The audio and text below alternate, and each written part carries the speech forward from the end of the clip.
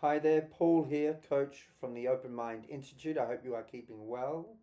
Today I'm going to be talking to you about self-sabotage because we all have to deal with some form of self-sabotage at some stage in our professional career.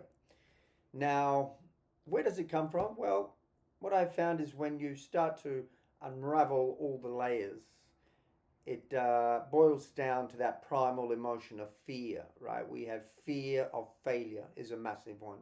Fear of how we will be perceived. And as we know, self-sabotage comes in various forms, the most popular of which is procrastination. I've got clients who are grappling with imposter syndrome, perfectionism, giving into short-term indulgences at the expense of our longer-term goals. So because it's a very prevalent topic, I wanted to pass on a framework that I pass on to my coaching clients, and just maybe it might help you. And if it does, all I ask is to pay it forward.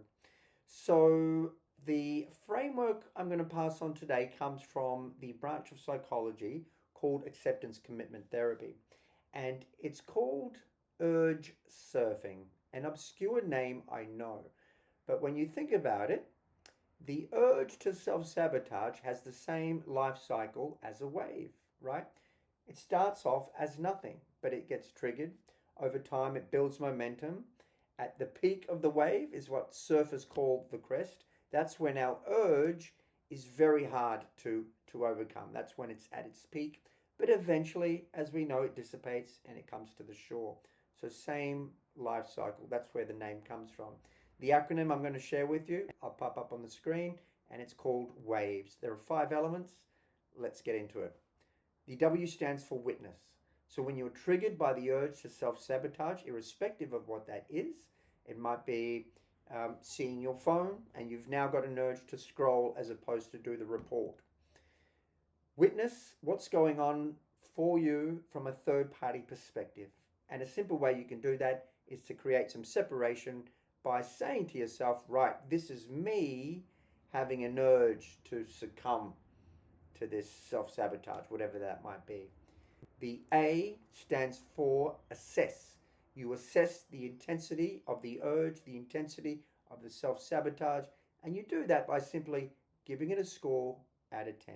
So it might be, say, an 8 or a 9 if the urge is heavy. The V stands for values. So this is when you take the opportunity to get really real with yourself, right? You might check in with your values or ask yourself this question. If I give in to this urge in this moment, am I taking my life in the direction that I want? And more often than not, the response will be no, which takes you to the next element, which is E, and this stands for execute. Now, you can execute the task that has to be done, or you can execute another productive task. But the methodology or reasoning here is you want to engage and immerse yourself in an activity so that back in the subconscious realm, that urge to really give in to the self-sabotaging behavior starts to subside, right? So that's the E. Execute the task that is necessary or engage in a productive task.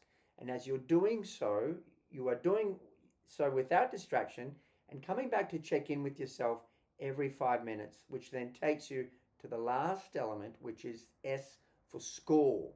So when I said check in with yourself every 5 minutes, you come back and you assess, right, what's that intensity level at now? It was an 8, and what you'll find as you're immersing yourself in the activity, it starts to come down. It'll go down to a 6, to a 5, to a 4. And then when you've overcome it, right, that is one healthy layer of positive reinforcement. It's what I call catching one wave. My challenge to you in the week ahead is see if you can catch 5 waves in a row.